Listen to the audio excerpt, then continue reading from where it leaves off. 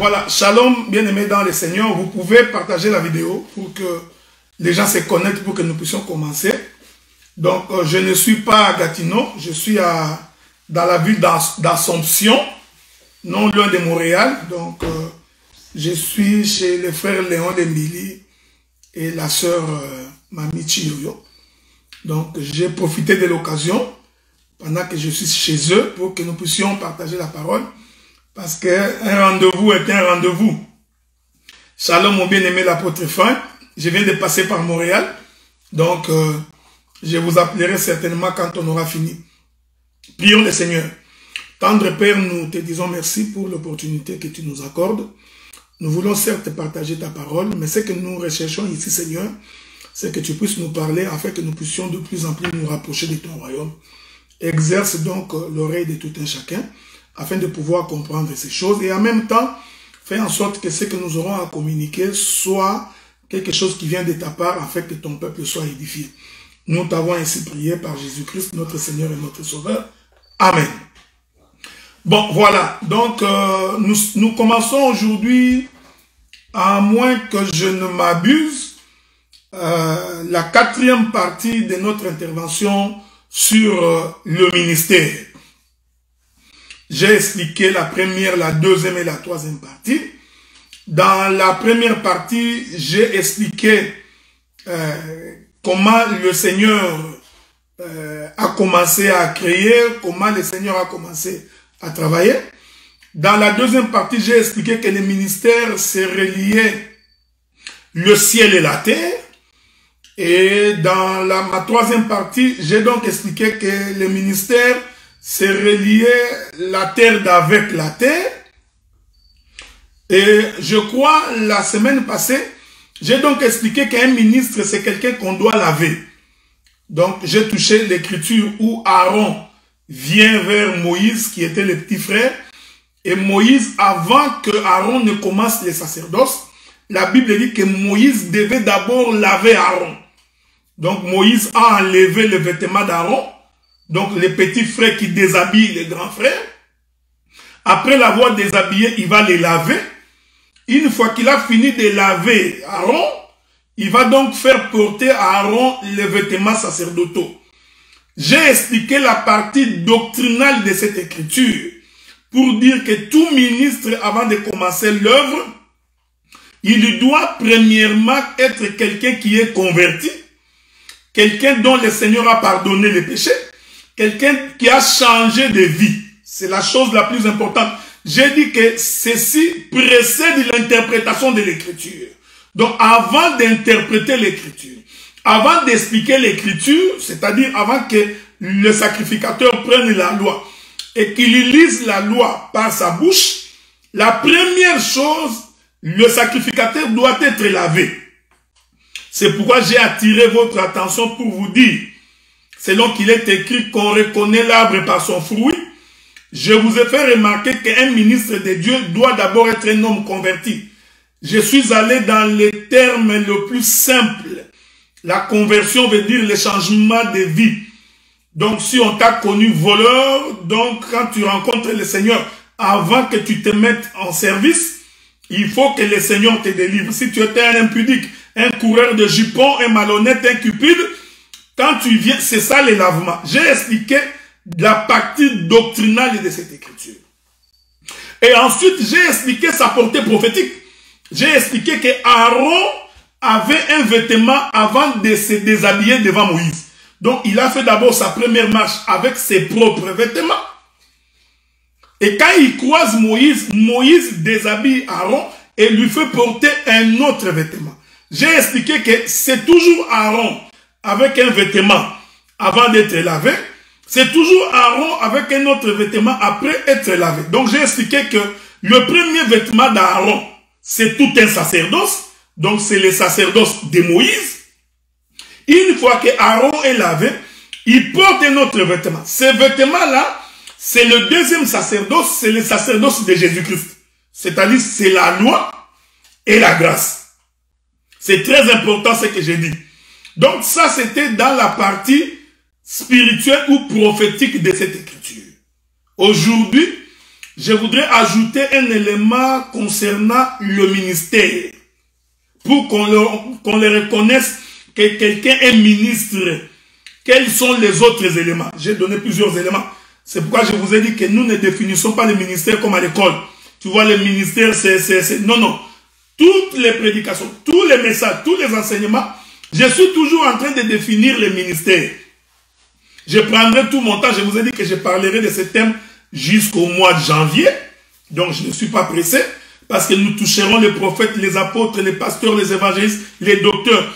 Comment ça s'est opéré dans l'ancienne alliance. Comment ces choses s'opèrent également dans la nouvelle alliance. Donc, soyez apaisés. Ne soyez pas troublés. On a tout notre temps.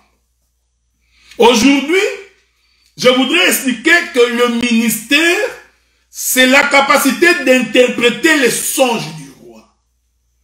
Un ministre doit avoir la capacité d'expliquer, d'interpréter les songes du roi. Je m'en vais attirer votre attention. Ici, il ne s'agit pas d'interpréter les songes des individus. Ce n'est pas que, tu vois, maman Bernadette s'est endormie, elle a fait un rêve, un songe, il vient te voir, tu commences à interpréter. Non, ça, ce n'est pas le ministère. Donc ici, j'attire votre attention. On ne peut interpréter que les songes du roi. C'est pourquoi, selon les Écritures, il faut que nous définissions qui est le roi, quel est son songe, et quelle est cette capacité que l'homme a d'interpréter les songes du roi. Parce que les songes du roi, c'est son propre songe. Donc, l'interprétation du songe du roi doit être différente de l'interprétation des songes des hommes. J'insiste pour que nous puissions bien nous faire comprendre. Mais remarquez, bien aimés dans le Seigneur, je voudrais ici, en guise d'introduction, je vous ai toujours dit que quand on conduit le peuple, quand on devient ministre et qu'on dirige un peuple, il y a beaucoup de critères, beaucoup de caractéristiques qui exigent de la part d'un ministre. Je vous avais dit la fois passée qu'un ministre, ce n'est pas un homme arrogant. Un ministre, ce n'est pas un homme impulsif. Ce n'est pas quelqu'un qui entre en colère à tout bout de champ. C'est quelqu'un de très patient. Quelqu'un qui sait parler au moment opportun. Ça, quoi, tu vas tuer le peuple. Ok? C'est pourquoi je vous ai toujours remarqué que le jour où Jacob revenait pour rencontrer son frère Ésaü, la Bible dit que pendant qu'il s'en approchait, comme il savait que son frère était en colère, il a donc divisé sa marche par des camps. Il a laissé les premiers camps, un deuxième, et l'Écriture dit que lorsque Jacob rencontre Ésaü, ils se sont embrassés et Ésaü voudrait que très vite qu'ils aillent à la maison. Jacob a dit à Ésaü, il a dit, j'ai des femmes et des enfants, j'ai un troupeau en train d'allaiter, souffrez que je puisse marcher au rythme du troupeau. Un ministre de Dieu, c'est quelqu'un qui doit toujours tenir compte de la marche du troupeau. Parce que dans l'église, nous avons des gens qui ont des avances dans la compréhension des Écritures. Nous en avons d'autres qui sont en retard. Donc un ministre doit tenir compte de ces deux choses. Mais tu verras des jeunes frères, ils sont toujours excités. Tu vois ça, ce n'est pas bon. Il faut corriger ça. Tu vois ça là, il faut mettre de l'ordre. Non, non, non. Un ministre, il prend le temps parce qu'il a une charge. Est-ce que vous comprenez? Donc celui qui n'a jamais souffert de douleur de l'enfantement, il ne peut pas comprendre la patience de supporter l'enfant. Donc nous prenons le temps pour que tout doucement, que nous puissions cheminer ensemble. Donc soyez rassurés, bien-aimés dans le Seigneur, le ministère a aussi cette capacité-là de supporter les autres. La Bible dit ceci, parce que j'y arriverai. La Bible dit que le ministère a été donné pour le perfectionnement de saints, de l'édification du corps de Christ, jusqu'à ce que nous atteignions la stature parfaite de Christ. Donc, quand on dit que nous allons atteindre, comprenez que c'est un processus. C'est une marche. Ok? Nous posons une pierre aujourd'hui, nous posons une autre pierre demain. Le lendemain, nous poserons au fur et à mesure jusqu'à ce que nous atteindrons la stature parfaite de Christ. Or, cette chose, c'est en réalité la marche d'Israël qui est sortie de l'Égypte pour arriver à Canaan. Donc, à chaque avancée, À chaque combat, à chaque bataille, Israël s'approchait de plus en plus de Canaan. Donc, je peux être sorti du pays d'Égypte, voleur, calomniateur, impudique. J'avais tous les péchés. Mais ne me demandez pas d'abandonner tous les péchés le même jour. C'est comme j'ai toujours dit aux frères. Quand un frère ou une sœur passe par les eaux de baptême, il ne peut pas devenir parfait du jour au lendemain. C'est-à-dire, il y a des péchés qui peuvent l'abandonner aujourd'hui. D'autres l'abandonneront probablement 2 ans, 3 ans, 6 mois, 7 mois. C'est une marche. Ici, je parle aux ministres de Dieu. Pas aux frères qui sont assis sur les bancs, très excités. Non, non. Je parle aux ministres de Dieu. Il faut toujours avoir ces regards-là. Et vous allez voir que ces regards-là créent en toi la compassion pour supporter tout le monde pour que vous arriviez. Donc, nous n'avons pas la prétention que ce que nous disons doit nécessairement être ainsi dans la perfection dans toutes les églises. Non. Ce que nous disons, nous voulons, s'il y a lieu de corriger, bien-aimés dans le Seigneur, pasteur, évangéliste, docteur, prophète ou apôtre, vous qui m'écoutez, s'il y a lieu de corriger, il est important que vous corrigez au fur et à mesure que nous sommes en train d'avancer. Donc, nous ne prêchons pas pour insulter quelqu'un, nous ne prêchons pas pour dénigrer quelqu'un, nous ne prêchons pas comme si c'était une compétition de la connaissance, mais nous prêchons pour que nous puissions nous rapprocher du royaume. Est-ce que vous comprenez ce que nous disons? C'est très important. Donc, souffrez que nous puissions y aller doucement. Aujourd'hui, j'explique que pour qu'on reconnaisse que tu es ministre, il faut que tu aies la capacité d'interpréter les songes du roi. C'est très important. Nous prenons le livre de Daniel dans son chapitre 5. Daniel chapitre 5. Je voudrais commencer par le verset 12. La Bible dit ceci. Chez Daniel, nommé par le roi Belchassar, nous pouvons commencer, non, essayons de commencer un peu plus haut si cela ne vous dérange pas. Non, commençons par le verset 12. La Bible dit, parce qu'on trouva chez lui, chez Daniel, nommé par le roi Belchassar, un esprit supérieur, virgule, de la science et de l'intelligence, virgule, la faculté d'interpréter les songes, d'expliquer les énigmes et de résoudre les questions difficiles. Je répète cette écriture. La Bible dit que nous sommes dans le pays de Babylone. Le roi Belchassar va faire son songe. Il va appeler tous les magiciens, les astrologues dans le pays des Chaldées. Tous les devins, le roi les a appelés pour qu'ils viennent expliquer le songe du roi. La Bible dit que personne n'avait la capacité d'expliquer ces songes. Alors, l'Écriture dit, dans le verset 12, que chez Daniel, un homme nommé par Belchassar, on y trouve donc un esprit supérieur de la science et de l'intelligence. La faculté d'interpréter les songes, d'expliquer les énigmes et de résoudre les questions difficiles. Donc, je vais résumer les songes du roi. Les songes du roi se résument par les énigmes et les questions difficiles. Il n'y avait pas autre chose. Donc, les songes du roi, c'était un énigme et cela, c'était une question difficile. Donc, le ministère, c'est donc interpréter et expliquer l'énigme, ensuite résoudre les questions difficiles. Or, je voudrais ici vous ramener pour que vous compreniez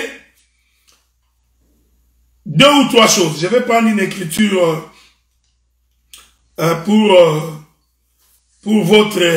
ça va vous servir de flèche dans votre carquois. La Bible dit ceci. Je suis dans Ézéchiel chapitre 12, non, chapitre 17, le 2e verset.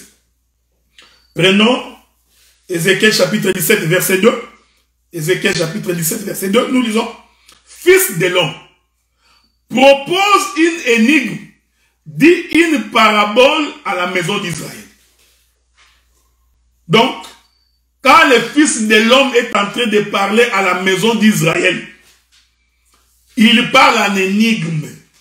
C'est-à-dire, il parle en parabole. En d'autres termes, l'énigme veut dire parabole. Est-ce que vous comprenez? Je vais vous ajouter des écritures parce que j'en ai beaucoup. Je voudrais prendre également 1 Roi chapitre 10, le premier verset. 1 Roi chapitre 10, le premier verset. La reine de Séba a pris la renommée que possédait Salomon à la gloire de l'Éternel. Elle vint pour l'éprouver par des énigmes. Donc, l'énigme, c'est-à-dire c'est un langage caché. C'est quelque chose qui n'est pas clair. Maintenant, celui qui a le ministère, il doit donc être capable de donner le sens des énigmes. Je voudrais atterrir par une écriture. Nombre chapitre 12, le verset 8. Vous savez, un jour, les enfants d'Israël, un groupe de gens se sont mis à contester Moïse. La contestation, elle est biblique. Un ministre de Dieu ne peut pas refuser qu'il soit contesté. Parce que tu risques de maudire le peuple. Ah, vous me contestez, je vais vous maudire. Moi, je suis ministre de Dieu. Oint de Dieu, tu ne peux pas... Non, non, non, non, non. Moïse, malgré qu'il a fendu la mer rouge en deux, les enfants d'Israël ont vu. La manne est tombée du ciel, ils ont mangé les oies. Toi, tu as déjà mangé les oies. La Bible dit qu'ils ont mangé tellement que ça sortait même dans les narines. Ils ont tellement mangé la viande que ça sortait dans les narines. Tu t'imagines, hein? Malgré ça, cela n'a pas empêché les enfants d'Israël de contester Moïse. Écoutez, ministre, la contestation ne peut pas t'énerver. Moi, j'ai toujours été étonné. Un ministre, dès qu'il est contesté, il est en colère, il se fâche, il commence à insulter. Non. Donc, la contestation est une chose biblique. Et quand nous disons contester, nous ne disons pas insulter. Non. Nous ne voulons pas dire que tu deviens injurieux. Non, non. Donc, quelqu'un peut te dire que je ne suis pas d'accord avec ce que tu dis. Il n'a pas péché. Est-ce que vous comprenez? Donc, la contestation pour un ministre, ça fait partie de notre bénédiction. Voilà. La bénédiction des ministres, c'est la contestation aussi. Jésus a dit aux disciples, moi qui suis un bois vert, si l'on me traite ainsi, que ferait-on à un bois sec? Donc, comprenez que ça fait partie du ministère. On ne peut pas refuser ça, frère. Il ne faut jamais te fâcher tout le temps quand un bien-aimé ou une sœur apporte une petite contestation, tu es en colère. Non. Les enfants d'Israël ont contesté Moïse. Écoutez ce que la Bible dit dans Nombre chapitre 12, verset 8. Dieu répond. Il dit ceci. Quant à ce qui concerne Moïse, je lui parle bouche à bouche. Je me révèle à lui sans énigme. Donc, j'aime ces choses. Donc, quand Dieu s'est révélé à Moïse sans énigme, c'est-à-dire il parlait dans un langage clair. Et retenez ce que j'ai dit. Donc, chez Moïse, Dieu parlait clairement. Ici. Vous comprenez que Moïse, ici, il est l'ombre de l'église. Parce que c'est seulement auprès de l'église que Jésus a parlé clairement. Mais, lisez, est-ce que vous comprenez? Ici, Moïse, il est l'image, l'ombre de tout un peuple. Un peuple auprès de qui Dieu parle de bouche à bouche. Dieu se révèle sans cachette, sans énigme. Est-ce que vous comprenez ce que nous disons? Donc ici, là, Moïse est donc l'image de l'église. C'est une femme. Parce qu'il n'y a que chez la femme que l'homme se révèle. Quand tu vois un homme énigmatique devant sa femme, comprends que c'est un sorcier. Donc, un homme ne peut pas être un mystère pour sa femme. Un homme pour sa femme doit se révéler. Voilà pourquoi Jésus dit paix. Ces choses, je les ai cachées pour le monde. Mais à eux, je leur ai révélé, je leur ai tout dit. Est-ce que vous comprenez ce que nous disons? Donc, ici, c'est l'époux qui se révèle dans toute son entièreté. Il ne cache rien. Il se déshabille. Est-ce que vous voyez? Laissez-moi rentrer dans l'exhortation. Parce que quand nous apportons la révélation, deux fois, tu ne comprends pas bien. Dans la révélation, c'est-à-dire qu'un homme doit tout révéler à sa femme. C'est très important pour que le jour de ta mort, que la femme sache prier. Sans quoi elle va manquer de mots pour pleurer. Donc pour que ton deuil, j'aime ces choses. C'est-à-dire que pour que la femme pleure bien au jour de ton deuil, de ta mort, il faut que la femme puisse te connaître. Voilà pourquoi quand le Seigneur Jésus-Christ était mort, voyez, les femmes pleureuses sont venues pleurer parce qu'ils avaient la connaissance de cet homme. C'est pourquoi Jérémie dit, quand nous avions chanté les chansons de complainte, vous ne vous êtes pas repentis. Donc nous comprenons que quand on chante les chansons de complainte dans un deuil, c'est pour que les gens se convertissent. Or, chanter ici, c'est parler du cadavre. Donc quand nous ici chanter, ce n'est pas non. Chanter ici, c'est parler du cadavre. En d'autres termes, c'est prêcher. Or, pour prêcher, il faut que l'homme se révèle. C'est pourquoi, dans la doctrine, toi, célibataire qui veut te marier, je t'informe, le fait que tu acceptes de te marier, cela veut dire, en d'autres termes, tu dois tout dire à ta femme. Donc, si tu caches quelque chose, tu n'es pas un bon mari, tu es mauvais. Ok? C'est comme je vous avais dit la fois passée, non? Il y avait un frère, quand il revenait du boulot, il prenait l'argent, il mettait dans un rouleau, il mettait dans les chaussettes. Et il ne disait rien à sa femme. Alors la femme demande, papa, il n'y a pas à manger. Ah non, ce jour ici, on n'a pas l'argent, je n'ai même pas un euro. Pendant que la femme balayait la maison, il dit, ah, les chaussures de mon épouse, il essaie de pousseter comme ça. Il voit un rouleau d'argent qui sort. Comme la femme aussi était voleuse, elle récupère l'argent, elle met dans sa poche. L'homme vient récupérer les chaussures, il ne voit pas l'argent, maintenant il sort. Est-ce que tu as vu quelque chose? J'ai vu quoi? Donc l'homme ne pouvait pas dire parce qu'il venait de mentir qu'il n'a pas l'argent. La femme aussi sait, vous comprenez, donc c'est pas bon. Donc ici, nous comprenons que Moïse ici, c'est l'image de l'église, c'est-à-dire de l'épouse. Voilà pourquoi David avait raison de dire, Éternel Dieu, ne me cache pas ta face. Est-ce que vous comprenez? Regarde-moi, illumine ma face. J'aime ces choses. C'est-à-dire, quand Dieu regarde un homme en face, cet homme est éclairé. Donc, le regard de Dieu, c'est la lumière. Et c'est cette lumière qui éclaire la femme, qui éclaire l'épouse. Donc, quand Dieu dit, avec Moïse, je parle face à face, ici, Moïse est une femme. Je ne définis pas Moïse ici, femme en sexe féminin. Non, je voudrais dire que ici, Moïse prend la position de l'église, d'une épouse. Voilà pourquoi, quand vous continuez l'écriture, il dit, il voit une représentation de l'Éternel. Pourquoi n'avez-vous pas craint de parler contre mon serviteur Moïse? Quand vous continuez le texte dit ceci. S'il y aura un prophète parmi vous, je lui parlerai par des songes et par des visions. Or, les songes et la vision n'est pas la représentation exacte des choses. Tu vois, tu as rêvé la nuit en train de conduire une auto. Ce n'est pas vrai, c'est une représentation. Parce qu'en réalité, tu n'es pas en train de conduire une auto. Donc, c'est une... J'aime ça. Donc, les songes, je suis en train d'expliquer les songes. Donc, les songes, ce n'est pas la représentation exacte. Tu as rêvé la nuit que tu as gagné la loterie avec beaucoup d'argent. Il y a une sœur qui rêve comme ça tous les jours. Mais quand il se réveille le matin, il n'a pas d'argent. Vous voyez? Donc, il faut que nous interprétions ces songes-là, parce que ce n'est pas la représentation exacte. En d'autres termes, les songes est un énigme. Je ne sais pas, un énigme ou une énigme, peu importe. Donc, c'est un énigme. Est-ce que vous comprenez ce que nous disons? Donc, s'il y aura des prophètes parmi vous, c'est par des songes que je leur parlerai. Mais Moïse, c'est face à face que je lui parle.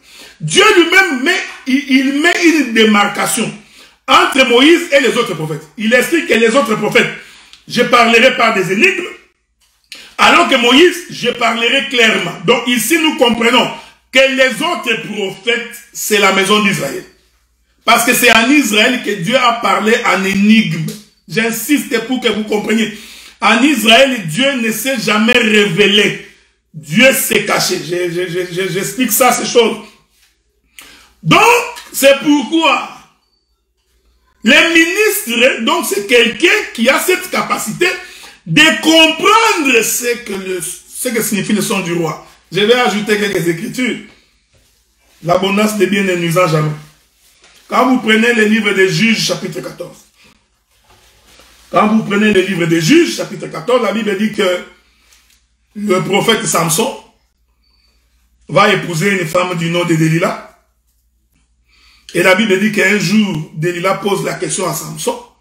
Il dit, est-ce que tu peux me donner les secrets de ta force? Vous connaissez l'histoire. Samson donne une version, une deuxième version, une troisième version. À la fin, écoutez ce que la femme dit à Samson. Il dit, si tu m'aimes vraiment, donc nous comprenons que tout le temps où Samson ne révélait pas le secret de sa force à Delilah, en réalité, Samson parlait en énigme. C'est-à-dire, Samson parlait en parabole. Or, quand Dieu parle en parabole, il cache les choses. Est-ce que vous comprenez ça? Donc, la parabole, l'énigme, c'est la façon de Dieu de parler, mais il parle en cachant les choses. La gloire de Dieu, c'est de cacher les choses. Et la gloire des rois, c'est de révéler ce que Dieu a caché. Donc, ici, le roi a caché, c'est ça le songe. Maintenant, le ministre a donc l'obligation de venir interpréter ce que Dieu a caché. Nous comprenons que l'Écriture dit, je suis dans Juge chapitre 14. Juge chapitre 14.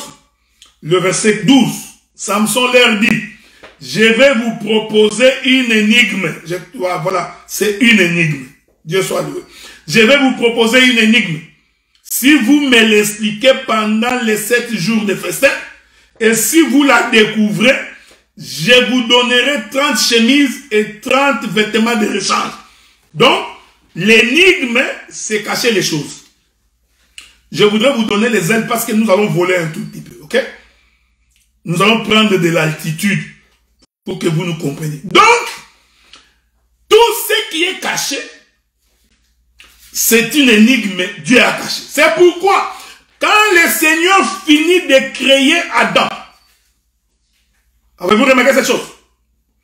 Dieu crée Adam selon sa ressemblance, selon sa propre forme, après avoir créé Adam. La Bible dit, jusque-là, Adam n'était pas encore une âme vivante. Et l'Écriture dit, alors l'Éternel souffla dans Adam. J'aime ça. Donc, quand le Seigneur souffle dans Adam, en réalité, Dieu lui-même entre dans Adam. Parce que la Bible dit que le souffle de l'Éternel, c'est l'Éternel Dieu lui-même. Donc, quand Dieu souffle dans Adam, en réalité, Dieu venait d'entrer. Or, cette entrée de Dieu dans Adam, en réalité, Dieu vient de se cacher. Donc, Adam lui-même, c'est toute une énigme. Est-ce que tu as remarqué cette chose? Donc, Adam lui-même, c'est pourquoi Adam est une énigme? Parce que Adam cache Dieu.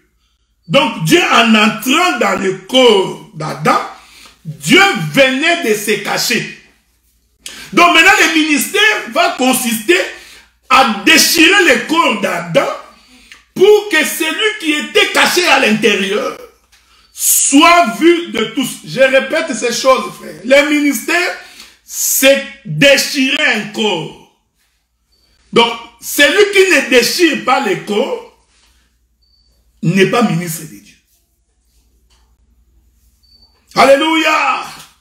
Dieu est bon. Oui, oui, il est bon. Il est mort sur la croix. Oui, oui, il est mort sur la croix. Mais il faut expliquer comment est-il mort sur la croix. Vous savez, aujourd'hui, nous avons beaucoup de prédicateurs déclareurs. Ah, tu prêches, mais tu déclares. Non, non, non. Bien-aimé dans le Seigneur, Jésus-Christ est mort pour toi sur la croix. Il a donné de sa vie. Il a répandu. Tu fais des déclarations, c'est vrai. Mais le ministre doit expliquer comment il a répandu son sang. Comment le sang s'est retrouvé dans un corps. Comment c'est arrivé que ce sang est sorti. Par quelle chirurgie? C'est ce que nous appelons ministère. Donc, l'énigme, c'est Dieu qui s'est caché. Voilà pourquoi tout le temps que Dieu parlait à Israël, en réalité, Dieu s'est caché. Il n'a jamais parlé ouvertement. Laissez-moi vous ajouter d'autres écritures. La Bible dit qu'après que Israël soit sorti du pays d'Égypte. Je suis dans le livre d'Exode, je crois, le chapitre 40, si je ne me trompe pas. Avant d'arriver là-bas, souffrez que nous regardions les rétroviseurs. Israël sort. Il dit à Moïse, écoute Moïse, nous sommes fatigués de t'écouter. Nous voulons que Dieu lui-même descende. Je vous informe que ce désir-là de refuser Moïse pour demander que Dieu vienne lui-même parler, ça venait de Dieu. Parce que la Bible dit que c'est l'Éternel qui crée en nous le vouloir et le faire. Donc, Dieu lui-même a créé ses désirs chez le peuple. Pour que le peuple dise à Moïse, nous ne voulons pas t'écouter. Va dire à Dieu de venir lui-même. Est-ce que vous me suivez? Moïse va rencontrer Dieu. Il dit, Dieu, ce peuple veut te voir. Je vous avais toujours dit, cette demande-là veut dire en d'autres termes, nous voulons que Dieu descende. C'est-à-dire, toi Moïse, on est fatigué de t'écouter. C'est que nous voulons que Dieu lui-même descende. Donc c'était une bonne prière. C'était une prière qui disait que le ciel descende. C'est-à-dire que Dieu vienne visiter la terre. Oh, écoutez l'évangile. Cette chose, Dieu l'avait déjà fait dans les jardins. Il créa Adam, Adam qui était terrestre. Quand Dieu souffle dans Adam, c'est-à-dire que Dieu était descendu. Il était descendu, il est entré dans un corps. Donc ce que les enfants d'Israël font, ils ne font que répéter Moïse. Ils ne font que répéter la création. C'est pourquoi le sage Salomon dit, ce qui est, c'est ce qui a été, c'est ce qui sera. Donc cette prière-là, oh, il ne faut pas venir nous dire, tu vois, les enfants d'Israël sont impolis. Ils ont contesté Moïse. Moïse les a donné du pain. Il leur a donné la nourriture. Ils étaient en Égypte, ils souffraient. Regardez comment ils sont en train de traiter Moïse. C'est pourquoi je vous ai toujours dit, arrêtez de vous approprier des Écritures.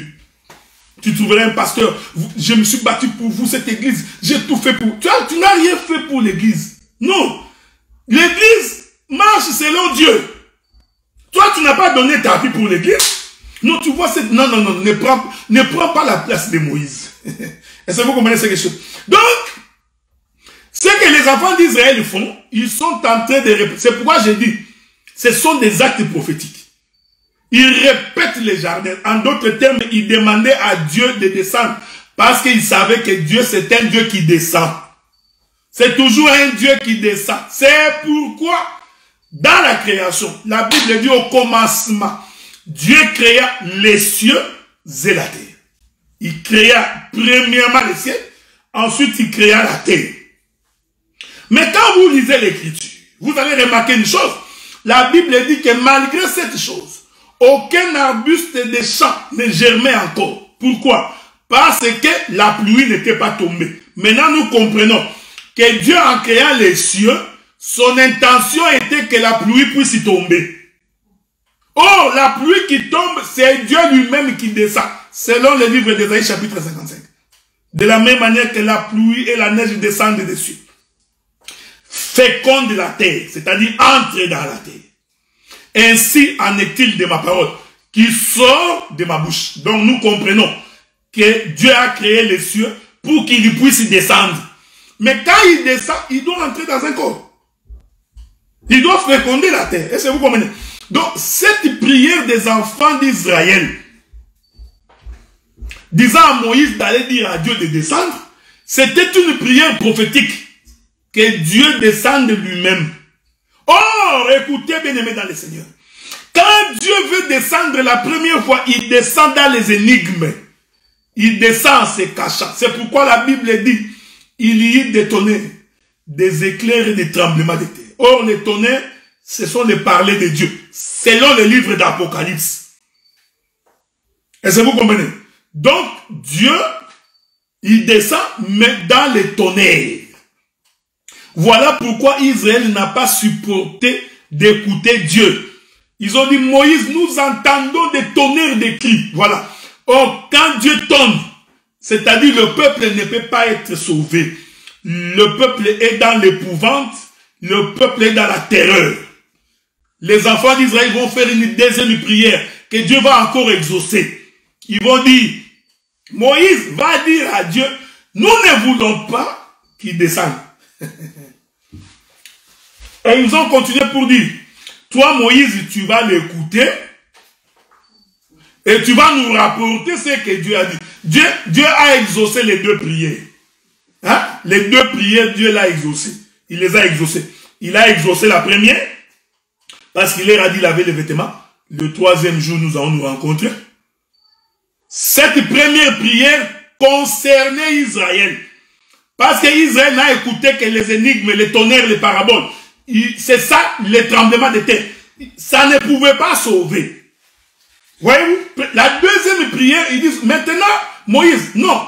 C'est que nous voulons que Dieu te parle. Voilà. Dieu dit, puisqu'ils ont demandé que je passe par toi, dis à ce peuple, désormais, si je vais leur parler, c'est par un homme que je leur parlerai. Oh, l'homme dont Dieu parlait ici, ce n'était pas Moïse. C'était le Seigneur Jésus-Christ. Donc c'était lui l'homme par qui Dieu devait parler au peuple. Oh, cet homme-là, c'est le Seigneur Jésus-Christ. Oh, quand Jésus est arrivé, il a parlé à l'église.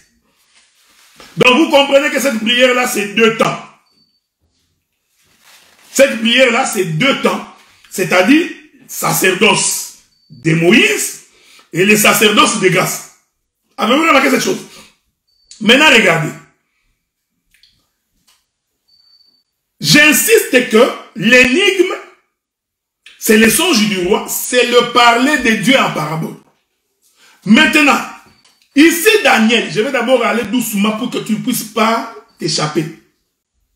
Dans le pays de Babylone, Daniel était là, Meshach, Shadrach et Abednego. Mais c'est lui qui avait la capacité d'interpréter les songes, d'expliquer les énigmes et de résoudre les questions difficiles, ce n'était que Daniel. Donc, dans tous les pays de Babylone, ne pouvait expliquer l'énigme, interpréter les songes et résoudre les questions difficiles. Il n'y avait qu'un seul homme, c'est Daniel.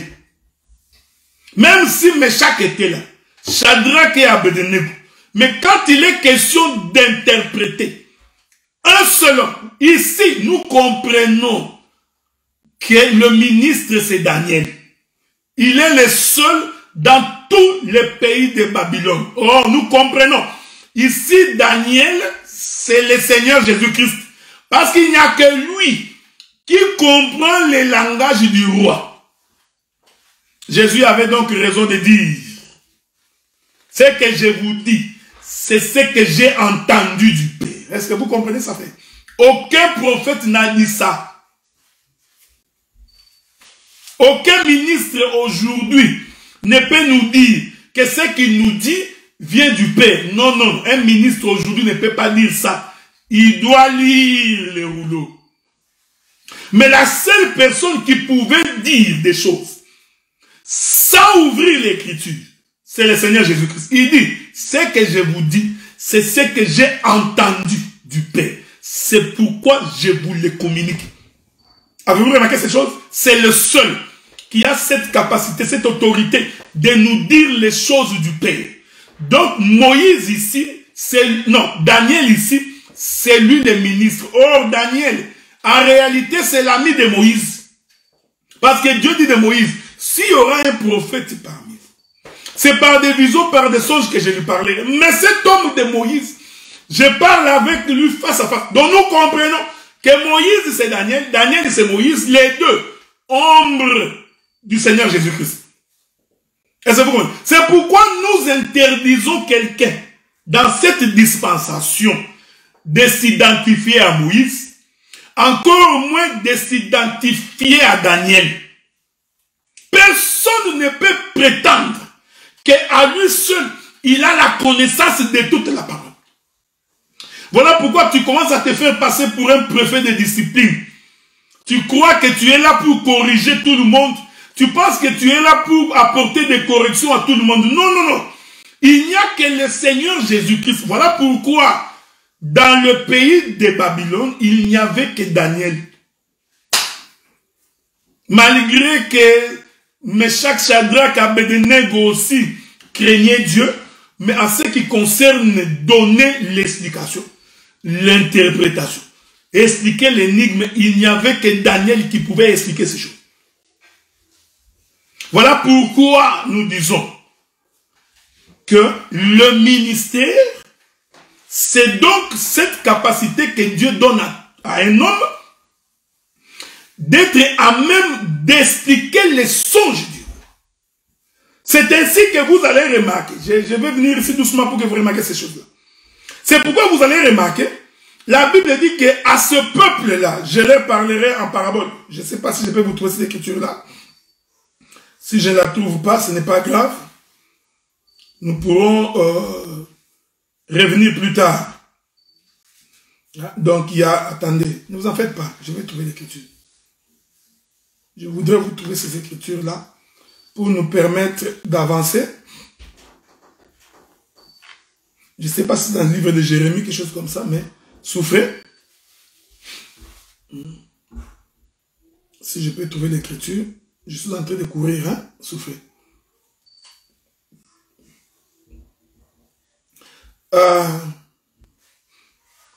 Je prends le livre d'Osée, chapitre 12. Osée, chapitre 12. Prenons d'abord Osée, chapitre 12. La Bible dit, verset 11. J'ai parlé aux prophètes. J'ai multiplié les visions. Et par les prophètes, j'ai proposé des paraboles.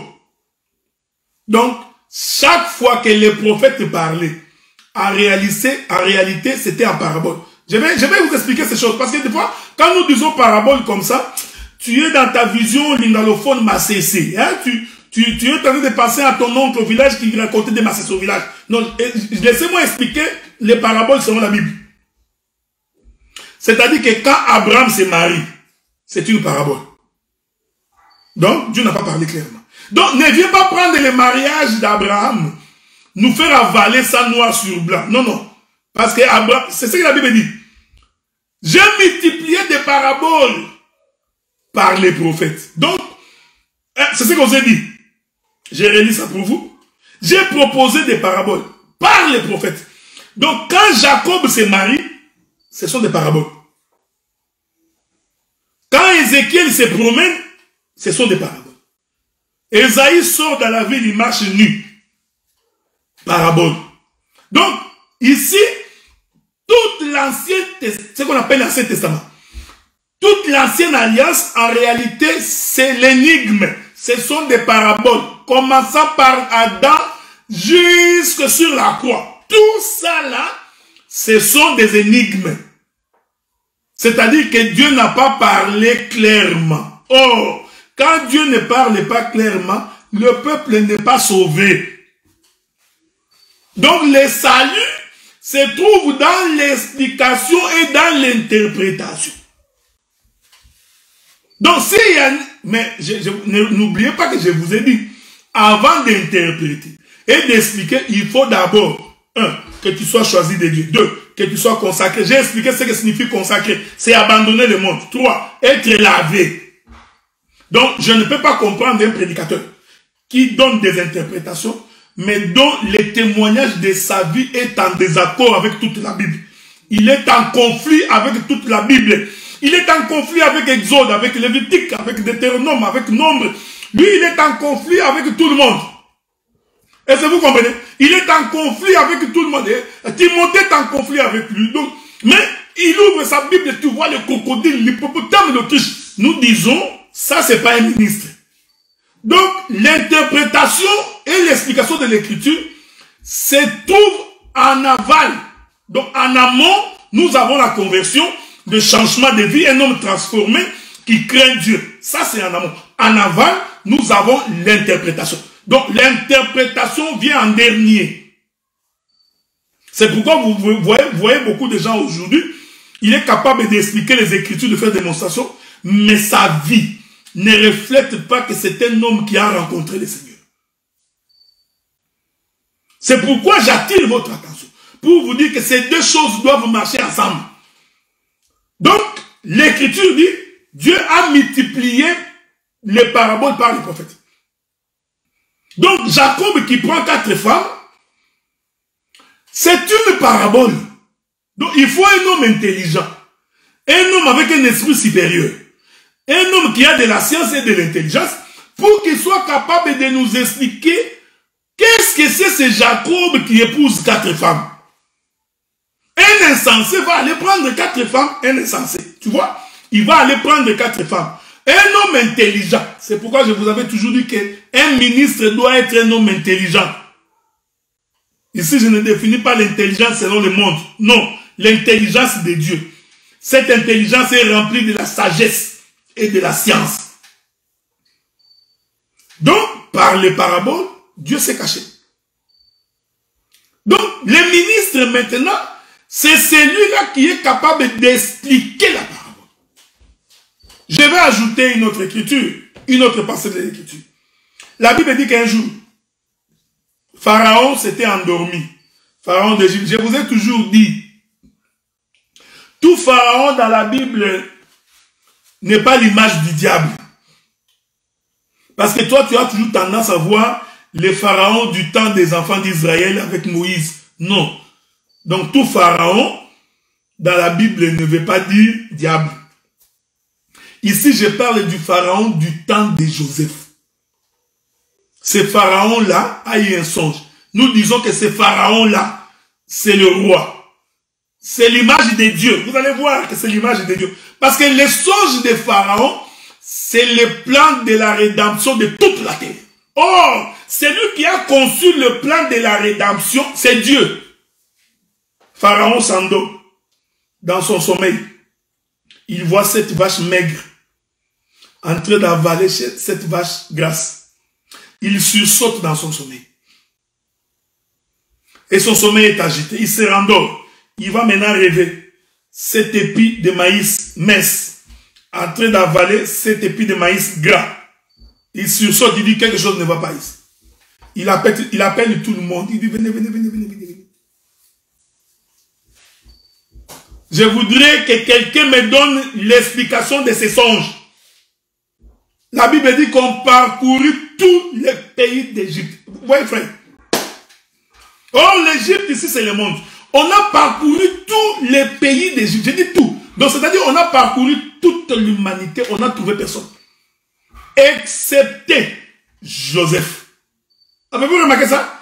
Tout comme Daniel. On a parcouru tous les pays de Babylone.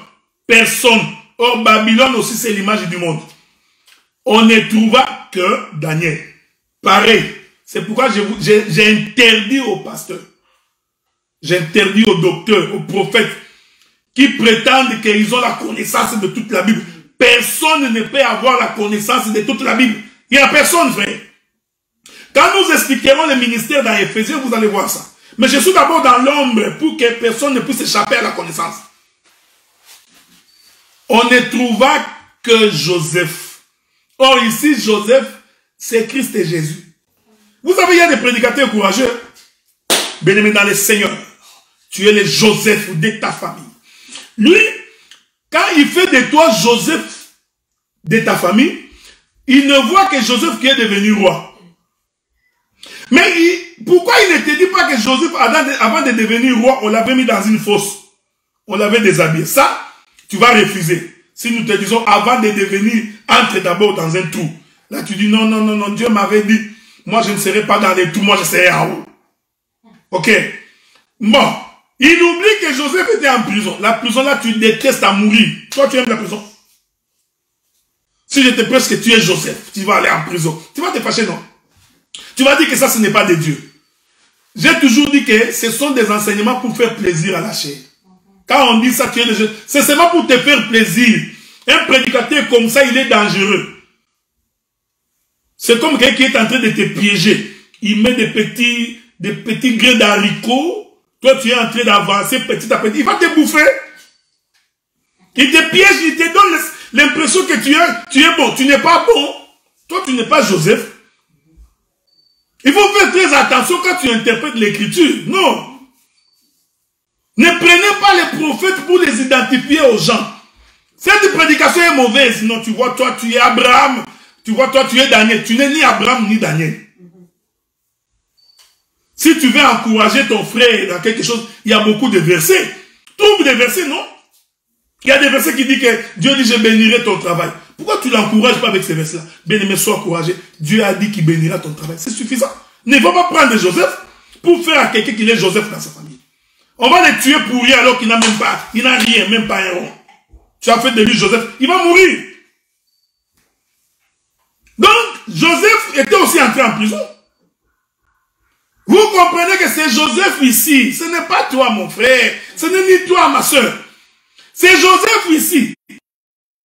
La prison, c'est le Seigneur Jésus-Christ qui descend dans les séjours de mort.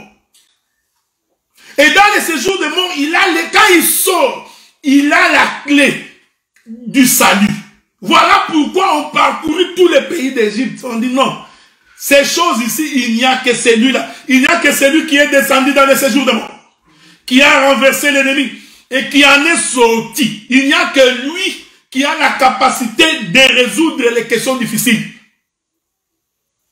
Il n'y a que lui qui peut interpréter la parabole. Il n'y a que lui qui peut expliquer l'énigme. C'est lui qui est descendu. Ce n'est pas toi. Ça ne sert à rien de crier Amen quand on dit que tu es Joseph. Nous comprenons que la chair adore ça.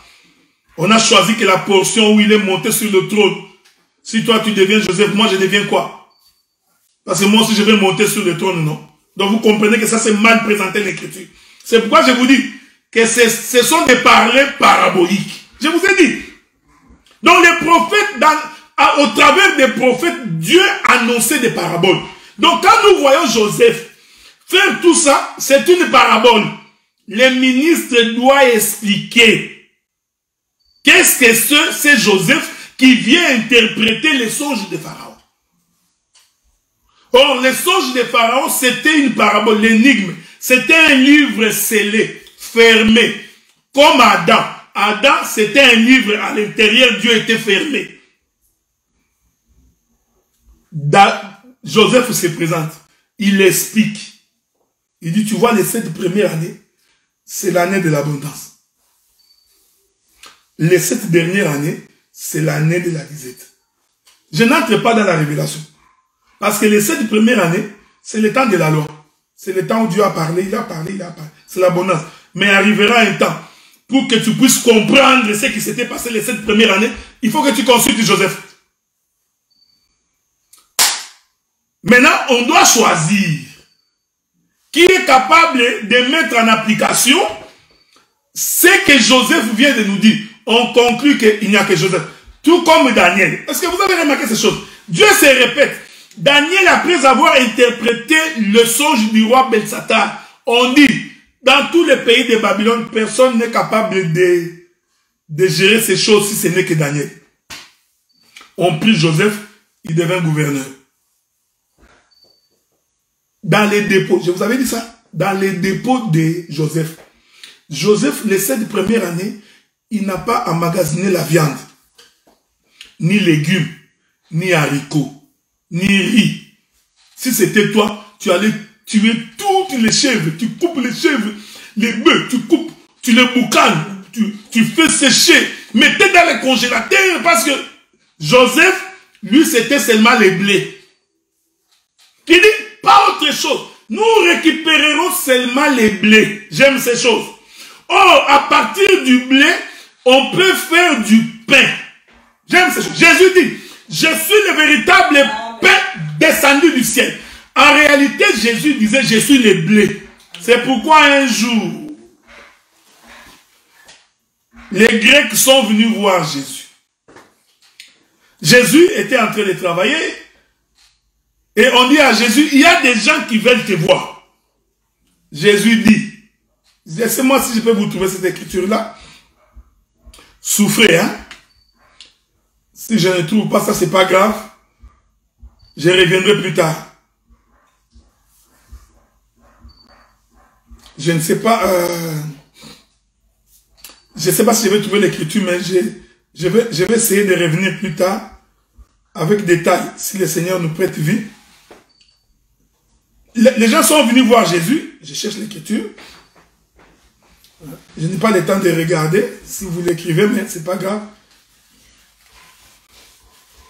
Jésus dit ceci. Les frères de Jésus sont venus pour voir Jésus. Et Jésus leur répond. Si mes frères, je voudrais vraiment que je trouve cette écriture-là pour pouvoir la lire. Donc,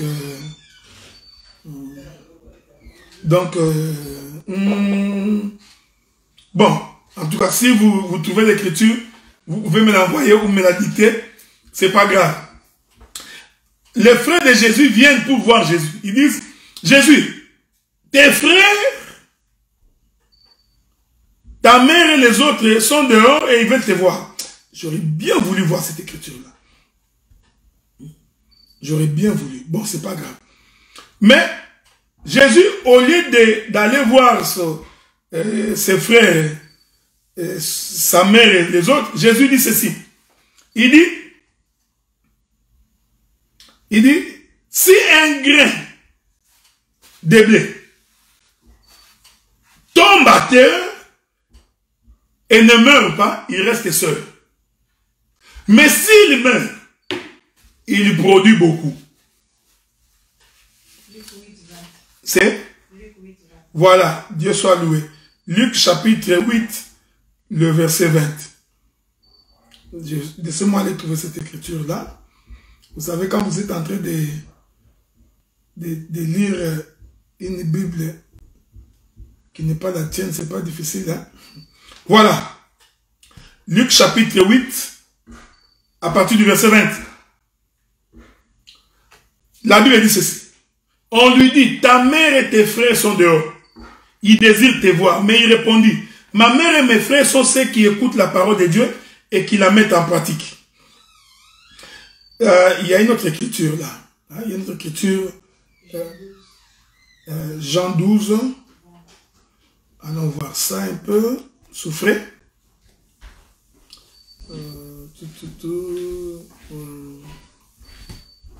Souffrez, hein? Donc je voudrais vraiment trouver cette écriture-là parce que ça nous permet d'avancer. Ok, Jean 12, le verset 20, souffrez. Vous avez la Bible là? Quand il n'est pas tienne, c'est compliqué, hein? Bon. Allons voir ça un peu, si je vais trouver ça. Jean chapitre 12, voilà. Voilà, Jean chapitre 12, le verset 20. Nous allons lire. Quelques Grecs souffraient. Merci, hein, merci beaucoup. Lisons. Quelques Grecs du nombre de ceux qui étaient montés pour adorer pendant la fête s'adressèrent à Philippe de Bethsaïda en Galilée et lui dirent avec instance, Seigneur, nous voudrions voir Jésus. Philippe alla le dire à André. Les Grecs sont venus pour voir Jésus, mais ils parlent à Philippe. Philippe, au lieu d'aller voir Jésus, il passe par André. Ok? Suivez-moi bien. Puis André et Philippe les dirent à Jésus. Jésus leur répondit. Leur est venu. Les Grecs voulaient le voir. Les Grecs voulaient voir Jésus. Mais regardez comment Jésus répond à la question. Il dit, leur est venu où le Fils de l'homme doit être glorifié. En vérité, je vous l'ai dit, si le grain de blé qui est tombé en terre ne meurt, il reste seul. Mais s'il meurt, il porte beaucoup de fruits. Celui qui aime sa vie la perdra, et celui qui aime sa vie dans ce monde la conservera pour la vie éternelle. Vous avez vu le texte? Les Grecs voulaient voir Jésus. Or, les Grecs sont des étrangers. En d'autres termes, les étrangers voulaient voir Jésus. Or, nous, Paul dit que nous étions étrangers aux alliances. Nous n'avions pas part. Donc, les étrangers ici, c'est nous. Les Grecs ici représentent les païens. Mais les païens ont désiré voir Jésus.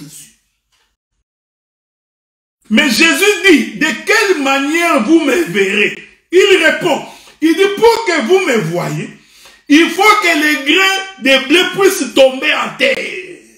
Donc, si moi, les grains, parce que les grains c'était lui, les grains de blé, si je ne tombe pas à terre, les Grecs ne peuvent pas me voir. En d'autres termes, si je ne meurs point, il est donc impossible que le peuple des nations puisse me voir. Si aujourd'hui nous voyons Jésus, c'est parce qu'il a accepté de tomber à terre. C'est-à-dire c'est lui le véritable grain de blé. Est-ce que quelqu'un me comprend? Ainsi nous comprenons que lorsque Joseph récupère les grains de blé, il conserve ça pendant 7 ans d'abondance. En réalité, ces temps-là, c'était le temps du tombeau. C'est-à-dire, on prenait les grains, on mettait dans les tombeaux. J'aime ces choses. Pour que quand le moment de la disette va arriver, ce qui était caché, vous comprenez, doit être révélé pour que le peuple mange. Donc, si aujourd'hui nous mangeons Jésus, c'est parce qu'il a d'abord premièrement accepté de descendre dans les tombeaux. Voyez-vous? Donc, garder les grains de blé pendant 7 ans, c'est tout un sacerdoce, c'est toute une période. C'est-à-dire que le Fils de l'homme est caché, il est en terre. Pourquoi est-il en terre? Il est en terre parce que quand le moment de la disette va arriver, oh, quel est ce moment de la disette? C'est le moment où Dieu tourne le dos à Israël. Oh, quand Dieu tourne le dos à Israël, il prend maintenant cette nourriture, il commence à nous la donner. Voyez-vous, nous qui étions des étrangers. Ainsi, les Grecs peuvent voir Jésus. Ici, voir Jésus, ce n'est pas ouvrir les yeux comme ça et voir Jésus. Non, c'est toute une visitation. Donc, c'est pour dire que Joseph qui interprète les songes du roi, c'est en réalité le ministère. C'est le ministère qui explique les choses cachées. Voilà pourquoi un véritable ministre de Dieu, hormis tous les autres critères que j'ai avancés précédemment, doit aussi avoir la capacité d'interpréter l'Écriture, d'expliquer les énigmes, d'expliquer les paraboles. Donc quand vous êtes en face de quelqu'un qui est incapable d'interpréter une écriture, comprend que Dieu ne l'a pas mandaté. Ne prends pas un verset de la Bible pour dire par plaisir. Prends, mets-toi en prière, médite, lis, demande à Dieu, que Dieu t'inspire, pour que quand tu ouvriras ta bouche, que tu sois capable de donner. Il y a une écriture qui dit ceci. Je vais vous lire cette écriture-là. Je crois que c'est dans le livre de Jérémie ou Néhémie. Je ne sais pas si je vais trouver cette écriture-là. Je crois vous l'avoir déjà donné une fois. C'est là qu'on va finir. Si le Seigneur voudrait bien, à moins que je ne le trouve pas. Il y a une écriture dans les livres de Jérémie, en tout cas, à moins que je me trompe, mais si je ne trouve pas, c'est pas grave, je reviendrai plus tard. Non, dans Néhémie. Néhémie chapitre 8. Prenons le livre de Néhémie, chapitre 8. La Bible dit ceci. Je voudrais commencer par le verset 6, je crois. Verset 6. Exdras, souffrez, Exdras bénit l'Éternel, le grand Dieu, et tout le peuple répondit en levant les mains. Amen, amen. Ils s'inclinèrent et se prosternèrent devant l'Éternel. Il y a beaucoup de choses à dire ici. Le peuple ne peut se prosterner et s'incliner que devant l'Éternel. Quand tu vois un frère qui fait des courbettes devant son pasteur, comprends qu'il n'est pas enseigné. Des mamans qui viennent se mettre à genoux devant les pasteurs, ils pensent que c'est un signe de l'humilité. Il s'incline, il essuie les chaussures de son pasteur. Papa, il donne des salutations comme un Congo, Mouyom. Il pense que c'est le respect. Non, hein? Non. Le peuple ne s'incline et ne se prosterne que devant l'Éternel. Donc si vous voyez les gens s'agenouiller devant des pasteurs, les pasteurs leur mettent les pieds, hein? D'autres il est assis sur sa chaise, il met les femmes sont à genoux, les hommes sont à genoux. Comprenez tout simplement que ces gens-là ne sont pas des ministres, parce que moi un ministre, je refuserai cela, je vais refuser.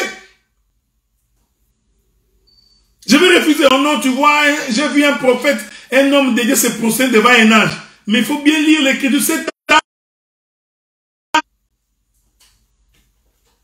Le peuple ne peut se prosterner que devant l'Éternel. La Bible dit, les visages contre terre. Josué, Bani, Chérébia, Jamin, Akoub, Shabetai, Olija, Maseja, Kelita, Azaria, Josaba, Anan, Péja et les Lévites. Tous ces gens sont Lévites. Je n'ai pas fini d'expliquer le ministère.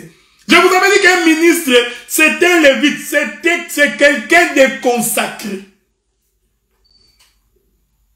Ici, quand on dit que les Lévites expliquaient la loi au peuple, ce n'est pas tous les Lévites, le français va te tuer. Il faut appeler d'autres écritures pour comprendre que les Lévites ici, c'est les sacrificateurs. Les Lévites expliquaient la loi au peuple. Vous voyez, frère? Donc, il ne suffit pas de lire. Les Écritures disent, il est monté au ciel. Il est assis à la droite de Dieu. Ça, c'est lire. Tu es en train de lire. Les sacrificateurs ne faisaient pas ça. Les sacrificateurs lisaient et expliquaient. Un ministre doit non seulement... C'est pourquoi nous avons des ministres que j'appelle moi. Vous savez, quand nous étions au Congo, moi, comme j'ai dépassé la cinquantaine, quand on était encore jeune, il y avait des pagnes africains qu'on appelait Kizobazoba. Kizobazoba, c'était des pagnes, pour les gens qui ne comprennent pas l'ingala.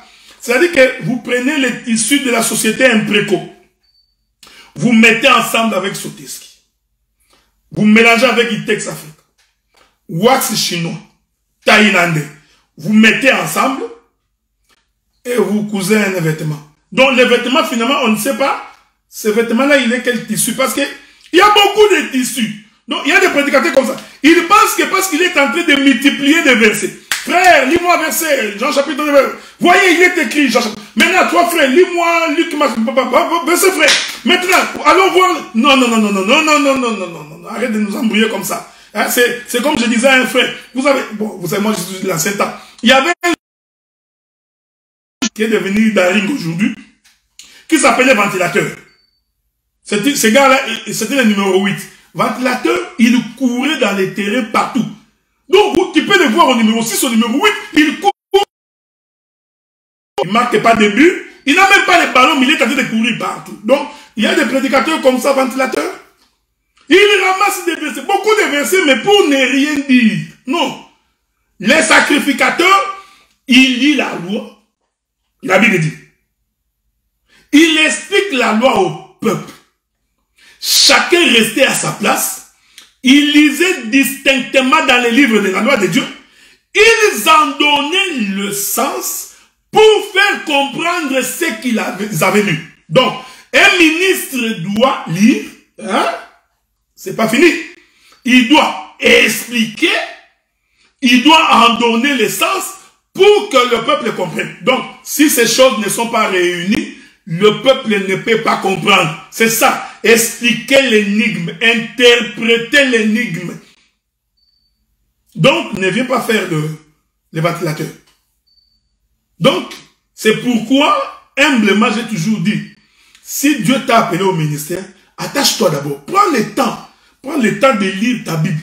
prends le temps d'écouter, parce que je reviendrai plus tard pour expliquer qu'un ministre, avant de le devenir, doit également écouter d'autres ministres.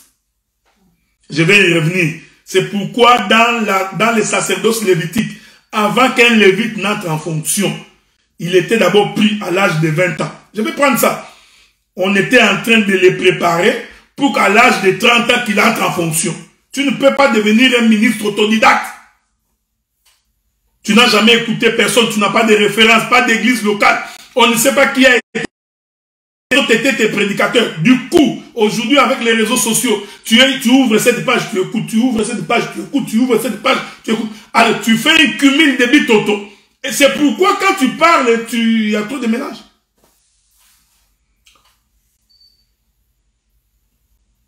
J'ai dit, je vous ai expliqué que le ministère, c'est aussi l'interprétation de l'écriture, l'explication de l'écriture, donner le sens aux écritures. Il ne suffit pas de nommer les écritures, ni de les aligner.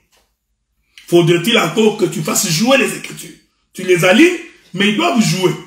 Donc, quand tu ne fais qu'aligner les écritures, sans donner l'interprétation et l'explication, donc, il faut que tu te remettes en question, que tu prennes le temps de méditer et de prier le Seigneur. Nous nous fixons rendez-vous.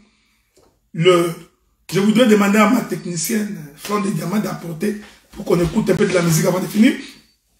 Donc, le samedi prochain, j'expliquerai que un ministre, c'est quelqu'un qui doit être suivi, préparé, pour qu'il entre au ministère. Il doit avoir des références. Il doit avoir son enseignant ou ses enseignants. Et c'est vous comprenez. Il doit se reconnaître dans quelqu'un. Donc, il faut aussi que celui qui t'a formé, qui t'encadre, que tu aies aussi la capacité de l'écouter. Parce qu'il y en a beaucoup qui n'écoutent pas. Quand on leur donne conseil, ils ne veulent pas écouter. C'est très dangereux. C'est la chose que j'ai voulu partager avec vous. Je continue à vous dire que notre radio continue à fonctionner. Donc, la 3w.radiodelévangile.com en un seul mot. La radio fonctionne 24 heures sur 24. Et nous attendons toujours, si Dieu vous met à cœur, de soutenir la radio pour que nous puissions payer notre centre d'hébergement. Le Seigneur se souviendra de vous. Que le Seigneur vous bénisse.